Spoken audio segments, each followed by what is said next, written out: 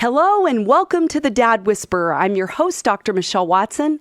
And because my passion week after week is to help dads become heroes, you know that it is my joy to bring you relevant topics that support that goal, especially when it comes to the dad-daughter relationship. Well, before we begin, let me review the template that works as a grid every week to guide this conversation. It's on your mark, get set, go. Picture yourselves standing side by side each other, ready to run your fathering race this week. On your mark is the topic. Get set, you're getting them to position by understanding that topic, getting stories, getting stats, things that help you understand that theme, and then go, always ending with an action step so that you can put your love for your daughters and your sons into action this week. Well, today I'm excited to have a guest joining us whose name is Stephen Kendrick. And Stephen is a man that I've come to know and respect over the past couple of years through an organization that we both are a part of called the Fatherhood Commission, which he actually co-founded. And at the last conference this past November in Georgia, Stephen and I sat down and we talked about him joining me on the program, and I'm so honored that he's here with us today. Well, there's so much I could tell you about him, but here are a few highlights just to get the conversation started so that you know who it is who's going to be talking with you today. Stephen has been a pastor, and you will hear today that he has a pastor's heart, which continues to lead him to make the truth of Jesus palatable for people, whether through films, where he has been a writer and a producer, or as a speaker at marriage, filmmaking, and men's conferences, or through the written word as an author. Now, you may recognize his name, Stephen Kendrick, and his brother Alex, who founded Kendrick Brothers Productions. And together, they have written and produced such movies as Courageous, War Room, Fireproof, Facing the Giants, and Flywheel. You've probably watched one of them, if not more than one. And they have powerfully impacted lives worldwide and here in the U.S. They've also co-authored the best-selling books The Love Dare, The Resolution for Men, and The Battle Plan for Prayer. So Stephen and his wife Jill live in Albany, Georgia with their 6 children. Welcome, Stephen. Thanks for being here. Thank you, Michelle. I've been grateful for the opportunity to get to know you and to be on this program today. Well, thanks for coming and taking time out of your busy schedule to be here. Well, on your mark today, I've titled this conversation, What It Takes to Be a Courageous Dad. Clearly, I'm using the word courageous off of one of your movies, which really inspired me many years ago, and I'm excited to talk with you a little bit about that today. So now for the get set part, let's just set a background here. As a seasoned dad to 3 sons and 3 daughters, you've got a full house. I want to invite you just to tell our listeners a little bit about what it means to be a courageous dad when it comes to fathering. And tell us just a little bit about you, your upbringing, how your dad modeled to you, what a strong father looks like, and anything else you want to tell us. Sure. Well, I grew up in a home where my dad was the chain breaker in our family. You know, he was setting a new direction for the whole family tree by some key decisions that he made. Mm-hmm. And his father was an alcoholic. His father was 7 feet tall, believe it or not, Wow. when I was a kid. I used to hug his knees, you know, when I was a little bitty kid, but he was not faithful to his wife. He was, alcohol was a key part of his life. So my dad grows up in the poverty, insecurity, dysfunction of this alcoholic father. But when he was a teenager, he got to know the Lord and he gave his life to Christ. And that was a key turning point in his life because God stepped in and started redirecting the direction of our father's life. You know, he transformed us from the inside out. And so instead of following the model that he had been given, the only, blueprint that he had been given for fatherhood, he started looking in the scriptures. He started reading books about fatherhood and then connecting with other men that were strong fathers to try to teach him, how to be a good dad.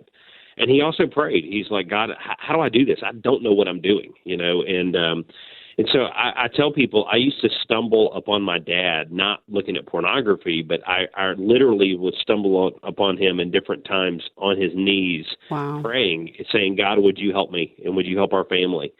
And so in the midst of that, we grew up, though, seeing the benefits of a father who was willing to humble himself before God, who was willing to admit his need and dependence upon God.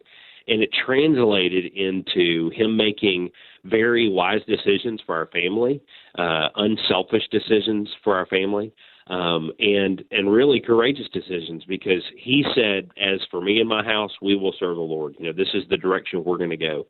And he made his own resolution. We feature that in the movie Courageous, but it was our dad that modeled that in our lives, where he said, regardless of what my dad did, I will be faithful to my wife. I will be faithful to my kids. I'm going to try to be faithful to God as best as I can. And so we grew up in a home where he tried to walk in integrity. When he blew it, he would apologize, to us. That's significant. And, yeah. That is huge. That was one of the things I loved and respected about him the most, was that he would come to us and say, have I made a promise and I didn't keep it? Have I failed you in any way and I've not made it right? Have I disciplined you in anger? Have I hurt you in any way? And we need to talk about that. With that example, though, my two brothers and I grew up with a better understanding of fatherhood, because he loved us. He did provide for our family. He did make decisions to protect us at different times from different things. But we did see in him an example of a loving father who, in the midst of insecurities, in the midst of, I don't know what I'm doing, he was engaged and doing his best. And it had a huge impact on our lives. Such a powerful story to show that whatever template you as dads have had modeled, right, in your dads, showing you how to be a father, it can always change in any direction when you make a decision. One of the best dads that I know is a guy, he's a good friend of mine named Jim, and he grew up in a home without a dad at all. His dad died when he was just a few months old. And Jim, basically, same kind of thing. It was through his relationship with God, through prayer, and really trying to be the dad that he wished he had had. A lot That's of guys powerful. are out there saying, I've never seen it modeled, but you remember what it felt like to think, I wish Dad was in the stands cheering for me as I'm stepping up to bat. I wish Dad would step into my life right now and give me direction, because I don't know what I'm doing. I wish Dad would tell me to man up, because right now I'm acting like a little kid, and I'm feeling insecure. I wish Dad would teach me how to tie a tie, or how to, drive a car, or balance a checkbook, or stand up to the bullies, or even teach me, what does it mean to be a man, and when do I become a man? I think a lot of young guys are asking these questions, and they're longing for Dad to step in, and too often it doesn't happen. But when they step into that role of fatherhood, they can say, you know what? I know what I wished that I wanted, and I know what I was longing for as a kid, and I'm going to try to do that for my own kids. Some of the men we meet, too, they're like, what I do for my kids is what I wished my dad had done for me, and it just helps guide some of the decisions that I make. So here you are, one of three boys. You've not had girls that you grew up with, sisters. How did you then, speaking of being courageous, how have you stepped into being a dad to three daughters when that has not been in your experience? Right. Well, it has definitely been a new adventure, because girls are so different from boys, and they can be more emotional. They can be much more relational. When you leave my boys alone, they will tend to default to going out and building Legos, or working on projects, or filming their own home movies, or running around in the backyard. My daughters are wanting to hold dolls. They're wanting to crawl up in my lap. Daddy, read me a story. Let's make cookies together. There's just this whole different, dynamic. And so for me, I have been asking God to help me, because this has been a new adventure for me. But I know that relationships are so important to them, and that they need to hear often how much I love them, how beautiful they are to me, how I delight to be in their presence, that when they walk up, instead of saying, get out of my way, you're an irritation to me, by my body language, that I'm saying, climb in my lap and let's talk, kind of thing. And so, again, it's not rocket science. But I think just having an open arms and an open heart goes a long way with a daughter. Yeah, absolutely. Some of those little things are such big things to girls, aren't they? Yes, that's exactly right. Because for us, it can take us 3 seconds to say, you look so beautiful today, But to them, it could be transforming to say, my daddy thinks that I'm beautiful, and that's huge for me. Exactly. Now, you have a daughter who was adopted from China. So how has there been any difference with dialing into her heart in contrast to your own biological daughters? Absolutely. We adopted her when she was 2.5, and Mia is a delight to our home. She is walking sunshine, and but she was born with a major heart condition, and in China, if you don't have the money, you don't get the surgery. And her mom basically gave her up and left her outside of a bank because it's either keep her and let her die, or let her, go with someone who has money who can help save her life. So she actually put all the medical condition information, her heart condition, the needed surgery kind of stuff, all that information in a basket, wrapped her in a red blanket, which means in China, good luck, I love you. And then she left. In our home, because she was passed, from nanny to nanny inside this orphanage, didn't have toys of her own. We don't know in those first 2 years, if they came when she cried, if somebody was holding or loving on her. And so we've noticed that anytime the kids grab anything out of her hands, she just has a big meltdown. It could be a cookie. It could be, and right now she's 7. And so if you grab a toy out of her hand, you grab a cookie out of her hand, it's like you cut her arm off and it's just this big, huge crying fit meltdown. And it's, So my wife and I this week have even been talking about this. We're like, we don't know what's going on inside of her heart, that when something is taken away from her, that it's just this crisis, because as a kid, her mom was taken away from her, and the nannies, were checking, clocking in and clocking out and passing her on to the next person, and toys were taken away because they were all community shared within this orphanage, and she basically had nothing that was her own. And so we've been talking with her about, when do we discipline her when she throws a wild fit, and when do we just hold her and try to comfort her and figure out what's the wound there or the fear there that's going on that's causing this? Because our other kids, yes, kids have meltdowns and fits when they don't get their way. Yeah. But this has just been, times 3 over issues that are really small. And so we've been praying this past week, God, show us what we need to do. When do we need to discipline? When does she need a spanking, and when does she need, you just to hold her and comfort her because of what's going on inside of her heart. Oh, thank you for sharing that. Just like you said, it just happened this week. Well, if you're just joining us, I'm talking with Stephen Kendrick, writer and co-author, producer of the movie Courageous, and we're talking about what it takes to be a courageous dad. So let's talk a little bit about the movie. I remember when this came out, I was so stoked as a leader of fathers myself about this movie that calls men to action in their role as fathers. So I'd love to just hear what led you to make a movie, not only where fathers are the primary focus, but I'm wondering, even in your role as a dad, how did the movie influence you personally as you were making it and putting it together? Sure. Well, we were seeing in the culture that fatherhood is so overlooked, but the stats were all pointing back to fatherhood. The people in prison, the main thing they had in common, like 80% of the people that are in prison, was that they grew up in homes without a good relationship with their dad. And there was different education, different economic, different races, but that was the one key factor that we kept coming back to, and that the research proves that when kids' dads are not involved, they're like 5 times more likely to use drugs and commit suicide. They're much more likely to not finish high school, or to girls that don't have engaged fathers are much more likely to be involved sexually, get pregnant early. There's all of these problems that flow out of that dysfunctional relationship, because dads are supposed to be protecting, providing, leading, loving, guiding their children.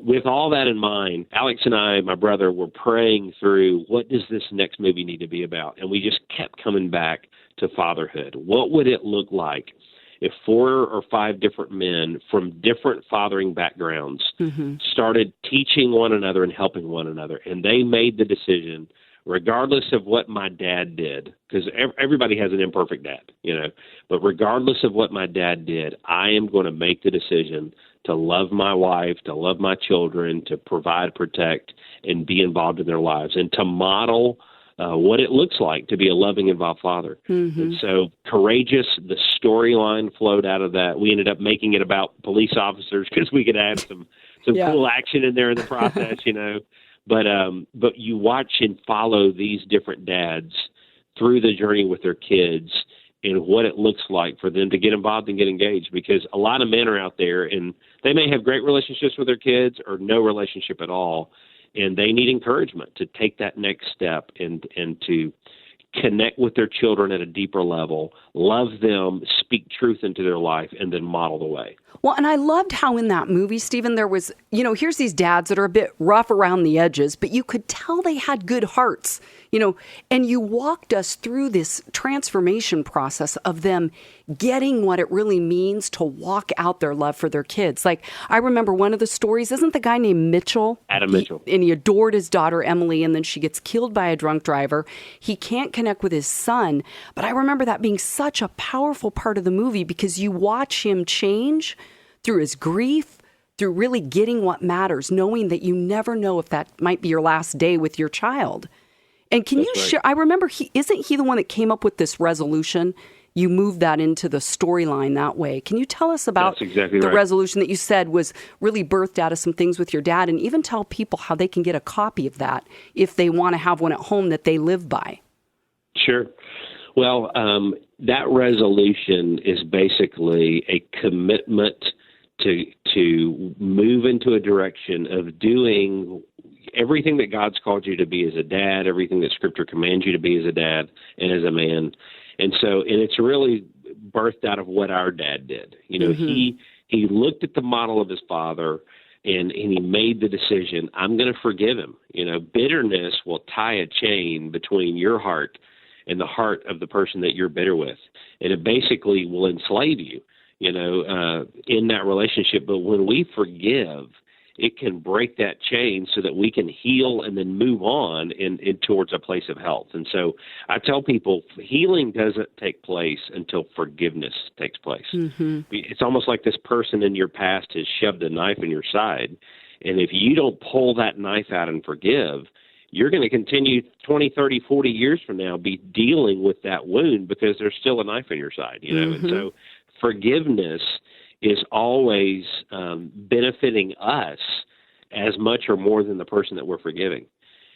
People talk about that unforgiveness is like drinking poison and expecting somebody else to die. Mm-hmm. Because every area of our lives can be contaminated when we get wounded and we don't forgive. Mm-hmm. Well, so many people have a father wound, because fatherhood is tied to the heart. Mm-hmm. And if you want to get a man crying, get him talking about his dad, because he'll either tear up because he's hurt by his dad or he's angry with his dad, or he loved him deeply and respected him greatly.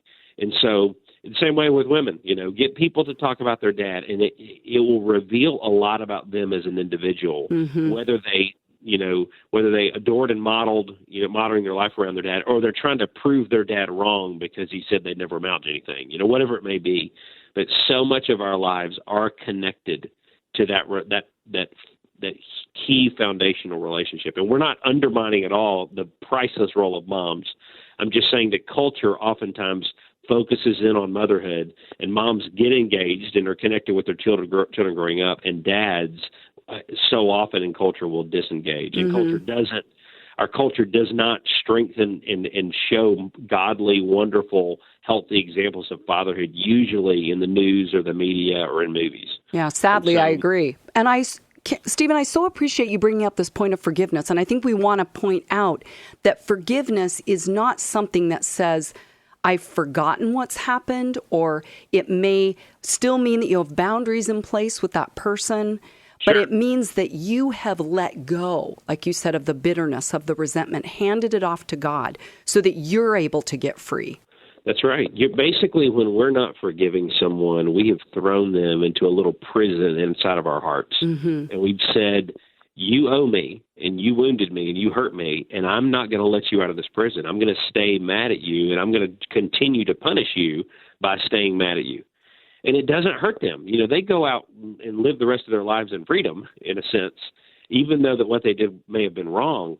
But it only contaminates us. It physically hurts us. Bitterness lowers resistance to disease. It hardens your facial features. It emotionally drains us. It contaminates our speech because we're often running down that person we're bitter with and just kind of venting about how we're mad at them and what they did. And when we forgive and release that person and turn them over to God, we're basically saying, God, you're the judge, not me. And I'm going to extend the same grace to this undeserving person the same way that Christ did for me in forgiving me and extending grace to me when I didn't deserve it. And when we do that and we set that person free from that prison inside of our hearts and say, I forgive, I'm choosing to forgive. They do not deserve it, but I'm choosing to forgive. When we do that, we get set free. Absolutely. And let's go back to that. If anyone wants to get a copy, a free Resolution for Men print, they can email you at resolution@kendrickbrothers.com. See, I did a little prep with your assistant. And, That's right. And that there's a cost for shipping, but the actual resolutions are free if anyone wants to give them out. Oh my goodness, our time is going so fast. I've got 2 more questions for you. The first, how would you define a courageous father, Stephen? Well, all of us deal with our own insecurities. And so what I tell men is you may feel like the most insecure man in the world, and you may feel like you have issues in your mind and your heart. But in Scripture, one of the most courageous men in Scripture, and a great dad in a lot of ways, was David, King David. Mm-hmm. And he, with Solomon, he got it right in how he fathered Solomon. With Absalom, he got it wrong. Right. But David, if you look at the way he was in his prayer closet before God, it was like he was a crying little insecure middle school boy. Exactly. He's like, God, help me. I don't know what I'm doing, and my enemies are surrounding me, and I'm afraid, and I'm fearful. And, and you see him in his prayer closet being transparent before a holy, awesome God. But yet, in the God, he would then get up and walk out of that, and God would strengthen him to go out and be a strong man. It's okay for the warrior to be a child in your prayer closet. It's okay for you to shut your prayer closet door and get in there and say, God, I don't know what I'm doing.